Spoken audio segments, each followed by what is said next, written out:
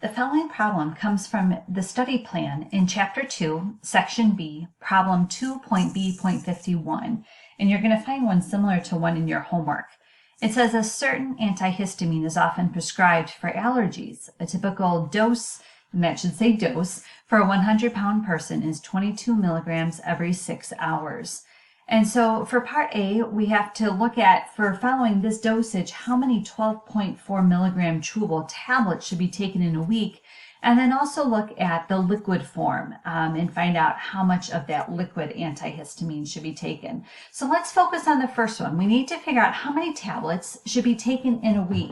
Right now, we know one of the ratios that we have is 22 milligrams need to be taken every 6 hours. Those are the labels we're starting with. We know that we have to end with the number of tablets per week. So we need to convert our units so that they read tablets per week.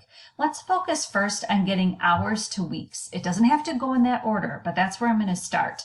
So for hours to convert to weeks, first we need to convert the hours to days. We know there's 24 hours in one day. So we're going to multiply by a fraction that's equal to 1, and we're going to have the label of hours be in the numerator. So our 24 hours will be in the numerator, and our 1 day will be in the denominator.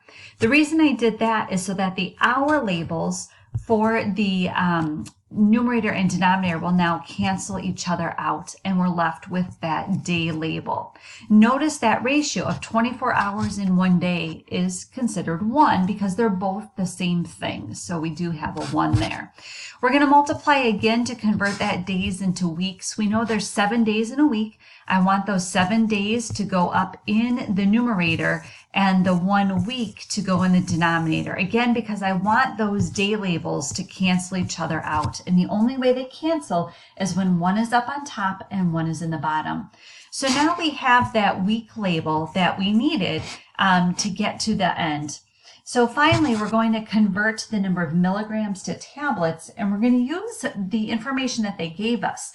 Every tablet is 12.4 milligrams. So I'm going to multiply by another ratio where I have 1 tablet up in the numerator and the 12.4 milligrams down in the denominator, so that those milligram labels will cancel each other out. Again, that information came from right here where we had 12.4 milligram chewable tablets. So now we're just going to multiply this out, and I want you to put it all into your calculator. Don't round during the process, otherwise it's going to change your final answer. In your calculator, multiply 22 times 24 times 7, all the numbers in the top, and then divide by all the numbers in the bottom. And you should, if you round your answer to the nearest whole number at the very end, you should get 50 for 50 tablets per week.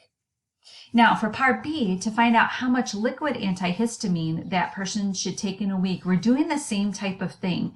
The liquid antihistamine comes in milliliters, and so we're looking for milliliters per week. So we can actually use the same beginning conversion. We can use this same part right here. So the 22 milligrams per 6 hours, and then we're going to convert that. So we have 24 hours in 1 day times the 7 days in 1 week. But again, we're not going to tablets, we're trying to go to milliliters. So we're going to use that final conversion that was given to us in the word problem, where there are 10 milliliters for every 12.4 milligrams. So I did it that way again so that those milligram labels would cancel each other out. Now there's certainly another way to set that up, but I wanted to kind of be consistent with the two of them. So again, if I multiply all the numerators together, multiply all the denominators together, and then divide those two and round my answer now to the nearest whole number, we'll find out there's 497 milliliters per week. If you have any questions, please let me know.